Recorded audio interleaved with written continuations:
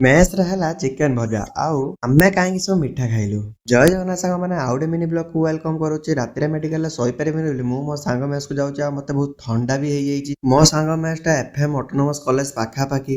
ମେସ୍ରେ ପହଞ୍ଚିଲା ପରେ ଦେଖିଲା ବେଳକୁ ମୋ ସାଙ୍ଗ ରୋଷେଇ କରୁଛି ଚିକେନ ଭଜା। ଆପଣମାନେ ଯଦି ଖାଇଛନ୍ତି ତାହେଲେ କମେଣ୍ଟରେ କହିବେ। ଭିଡିଓକୁ ଏଣ୍ଡ ପର୍ଯ୍ୟନ୍ତ ଦେଖନ୍ତୁ ଆଉ ଜାଣିପାରିବେ କେମିତି କଣ ରୋଷେଇ ହଉଛି। ଏଠି ମୁଁ ଆଣିଥିଲି ମିଠା। ଯଦି ଆପଣମାନେ ଜାଣିନାହାନ୍ତି କଣ ପାଇଁ ମିଠା ଖାଉଛୁ ତାହେଲେ ତଳେ ଦେଇଥିବା ଭିଡିଓ ଆପଣମାନେ ଦେଖିଦିଅନ୍ତୁ, ତାପରେ ଜାଣିପାରିବେ। ଚାଲନ୍ତୁ ଆପଣମାନଙ୍କୁ ଏବେ ଦେଖେଇବି ଚିକେନ ଭଜା କେମିତି ହୁଏ। ସାଙ୍ଗମାନେ, ଆପଣ ବିଶ୍ୱାସ କରିବେନି, ଚିକେନ ଭଜା କରୁ କରୁ ଏମିତି ଚିକେନ ରେସିପି ହେଲା, ଲାଷ୍ଟକୁ ମସଲା କରି ମସଲା ପକେଇତେ ପଡିଲା। ଆପଣମାନେ ଯଦି ଆପଣଙ୍କ ସାଙ୍ଗ ସହିତ ମିଶିକି ମେସ୍ରେ ଯଦି ରୋଷେଇ କରୁଛନ୍ତି ତାହେଲେ କମେଣ୍ଟରେ ନିହାତି କହିବେ। ତାପରେ ଆମର କମ୍ପ୍ଲିଟ ହେଇଗଲା ଚିକେନ କରିକୁ ରୁଟି। ଥଣ୍ଡା ଥଣ୍ଡା ପାଗକୁ ଶୀତ ଦିନ ରୁଟି ସହିତ ଚିକେନ କମ୍ବିନେସନ ପୁରା ଅଲଗା ପ୍ରକାର। ବାଲେଶ୍ୱରରେ ରହିଛୁ ମାନେ ମୁଢି ନ ଖାଇଲେ ଖାଇବାର ଏଣ୍ଡ ହିଁ ହୁଏନି। ଯଦି ଆପଣମାନଙ୍କୁ ଏଇ ଭିଡିଓଟି ଭଲ ଲାଗିଥିବ ଲାଇକ୍ ଆଣ୍ଡ ସେୟାର ସହିତ ସବସ୍କ୍ରାଇବ ନିହାତି କରିଦେବେ।